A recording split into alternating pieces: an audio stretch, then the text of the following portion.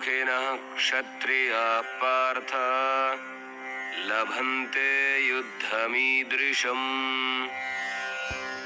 हे पार्थ, ये क्षत्रिय योद्धा कितने श्रेष्ठ और भाग्यवान होते हैं, जिनके लिए स्वर्ग के दरवाजे खोल देने वाले ऐसे युद्ध करने के अवसर अपने ही आप प्रस्तुत हो जाते हैं।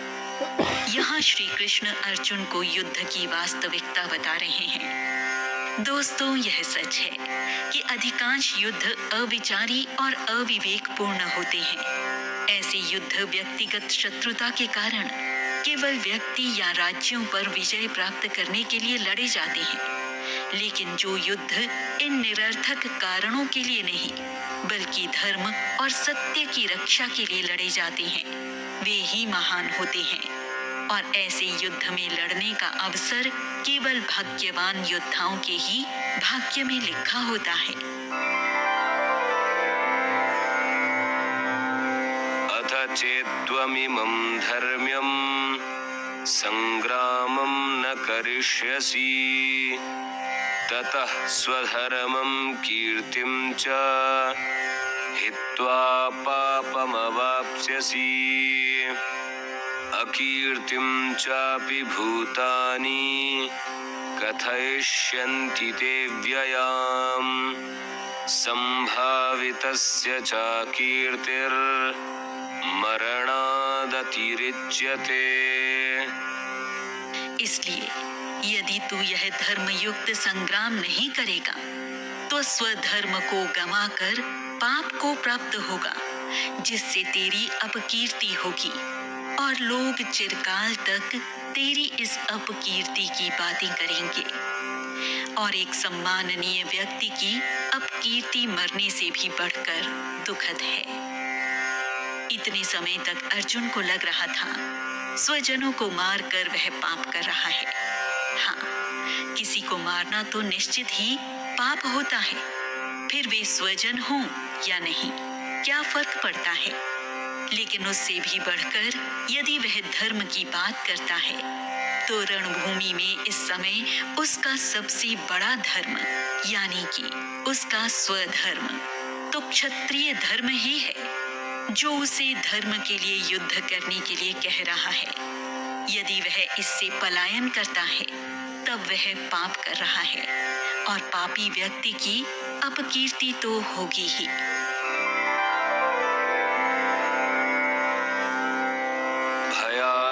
भयाद्रणादुपरतं मन्स्यन्ते त्वां महारथाः येषां च त्वं बहुमतो भूत्वा यास्यसि लाघवम्।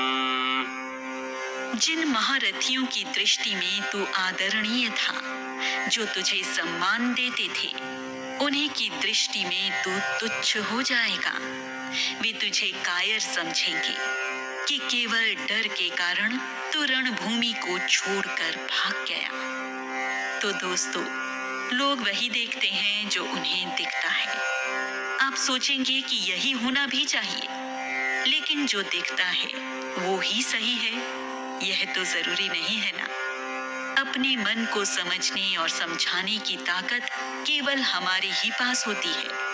तो यदि अर्जुन अपने मन को समझा नहीं पाता है और एक योद्धा होते हुए भी युद्ध नहीं करता है, तो लोग उसे कायर ही कहेंगे, क्योंकि उसके मन की अस्वस्थता और द्वंद्व वे लोग नहीं देख सकते।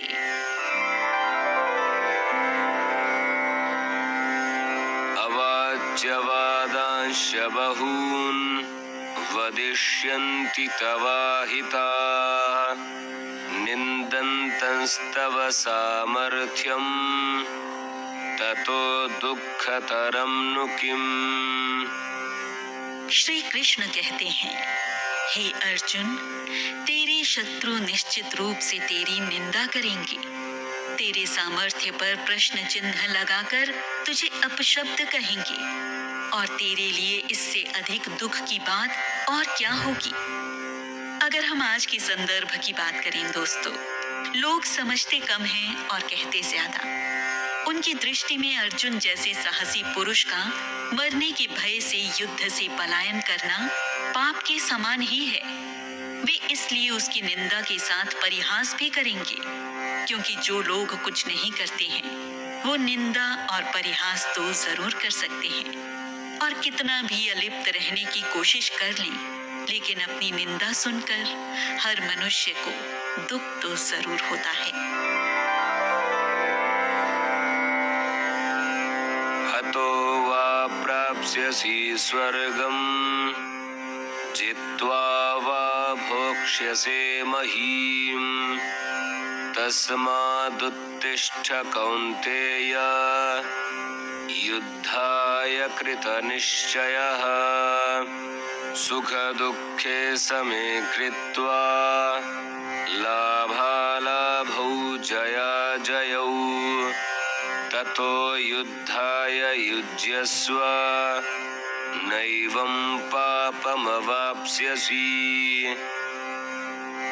श्री कृष्ण कहते हैं, हे कुंती पुत्र, यदि तू इस युद्ध में मृत्यु प्राप्त करना चाहता है तो तू स्वर्ग को प्राप्त करेगा, और यदि तू विजयी होता है तो तुझे पृथ्वी का साम्राज्य मिलेगा। इस बात को ध्यान में रखते हुए तू उठ और युद्ध कर, और सुख दुख, लाभ हानि और जय पराजय को समान मानकर यदि तू युद्ध करता है तो तुझे पाप भी नहीं लगेगा। श्री कृष्ण यहाँ पर एक क्षत्रिय की महानता बता रहे हैं कि अपने प्राणों की परवाह किए बिना बस अपने कर्तव्य और धर्म के पालन का उद्देश्य ही ध्यान में रखते हुए जो योद्धा युद्ध भूमि में अपने शौर्य और पराक्रम का परिचय देता है, उसे युद्ध में विजय मिले या मृत्यु, दोनों ही परिस्थितियों में उसे बहुत अधिक विशेष ही मिलता है। परंतु यदि वह युद्ध भूमि से डर के कारण पलायन कर लेता है तो निश्चय ही उपहास का पात्र और पाप का भागी बनता है। एषा ते विहिता सांख्ये बुद्धिर्योगे त्विमां शृणु बुद्ध्या युक्तो यया पार्थ कर्मबन्धं प्रहास्यसि। श्री कृष्ण कहते हैं, हे पार्थ, अब तक तुम्हें जो भी समझाया है वह सांख्य योग अर्थात ज्ञान योग के माध्यम से समझाया है। अब तू इसी को निष्काम कर्म योग के संदर्भ में भी सुन। इससे तुम्हें जो ज्ञान मिलेगा उससे तुम कर्मों के बंधन को अच्छी तरह से तोड़ पाओगे। जब कर्मों की बात होती है ना दोस्तों, तो कर्मों के परिणाम की चर्चा भी होगी ही, और युद्ध का परिणाम तो हार या जीत ही हो सकता है। लेकिन एक योद्धा को तो दोनों ही परिस्थितियों में उसे शोभा देने वाला परिणाम ही मिलता है जिसके लिए वह युद्ध करता है। तो फिर उसे केवल कर्म की चिंता करनी चाहिए,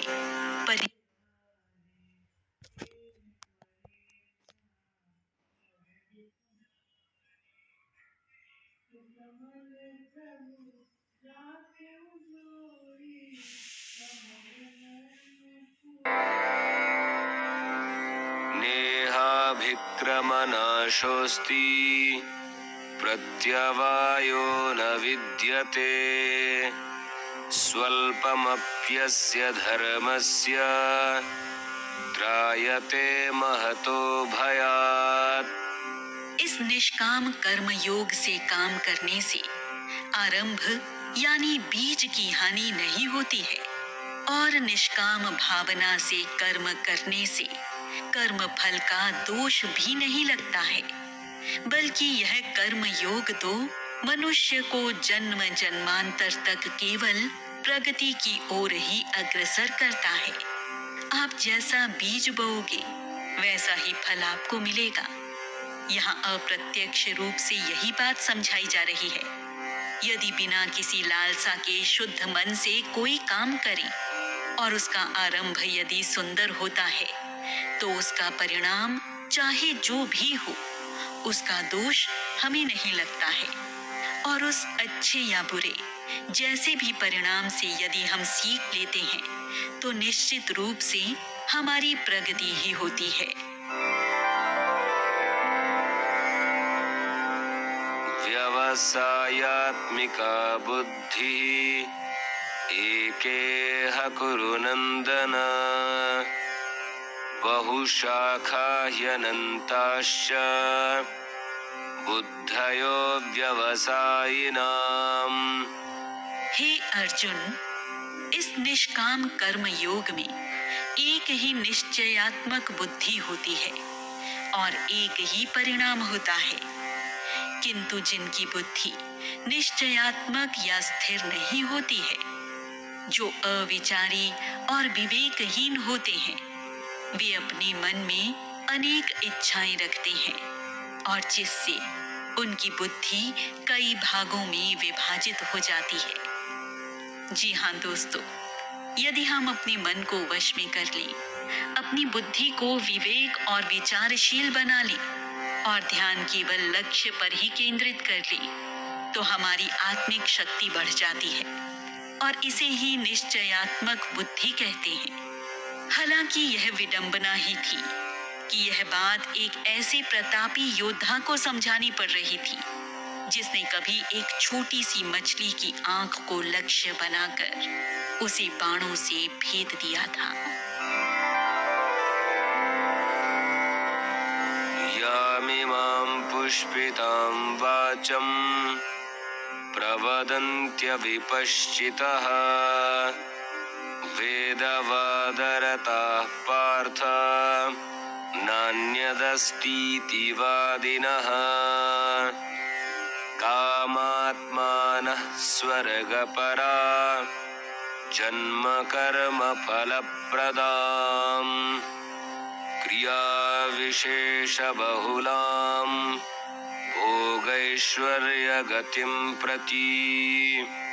हे अर्जुन, जो लोग भोगों के उपभोग में डूबे रहते हैं और वेदों में लिखे गए केवल उन्हीं शब्दों के प्रति आकर्षित होते हैं जो दिखावटी शोभा से युक्त और केवल कर्म फलों की स्तुति करने वाले होते हैं, और वे लोग जो यह समझते हैं कि स्वर्ग ही अंतिम लक्ष्य है और स्वर्ग में मिलने वाले सुखों के प्रति आसक्त रहते हैं और इन्हें प्राप्त करने के लिए सकाम कर्म फल की विविध क्रियाओं का वर्णन करते हैं, उनके अनुसार तो इससे बढ़कर और कुछ भी नहीं है। दोस्तों, हमारे सभी प्रमुख धर्म ग्रंथ हमें जीवन को जीने का सही अर्थ समझाकर हमारा मार्गदर्शन करते हैं। यह सभी सुंदर और सार्थक शब्दों से भरे हुए ज्ञान के अनुपम भंडार हैं। इनमें हमें क्या सही है और क्या गलत है, इन दोनों के ही विषय में बताया जाता है। लेकिन मनुष्य की प्रवृत्ति होती है कि वह इन ग्रंथों में वही देखता है जो वो देखना चाहता है, वही पढ़ता है जो वो पढ़ना चाहता है, वही सुनता है जो उसके कानों को अच्छा लगता है।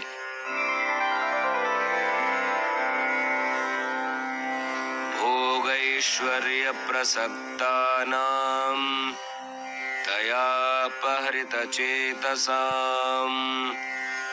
व्यवसायात्मिका बुद्धिः समाधौ न विधीयते।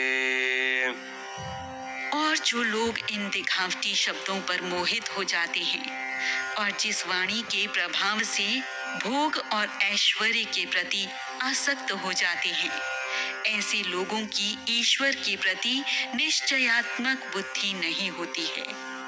जो लोग वास्तव में ज्ञानी और बुद्धिमान होते हैं, वे कभी भी आपको यथार्थ से दूर नहीं रखेंगे। वे हमेशा आपके सामने सत्य परिस्थिति ही प्रस्तुत करेंगे, चाहे इसके लिए उन्हें आपकी नाराजगी भी झेलनी पड़ जाए। वास्तव में ज्ञानी लोग भी ऐसे ही व्यक्तियों को पसंद करते हैं, और इसके विपरीत जो लोग स्वयं अज्ञानी होते हैं, वे हमेशा सिर्फ अच्छी अच्छी चीजों की ही स्तुति करेंगे और उन्हीं को आपके सामने प्रस्तुत करेंगे। उनकी इस वाणी से भी केवल अज्ञानी ही आकर्षित हो सकते हैं, जिनकी बुद्धि अविवेकी और चंचल होती है।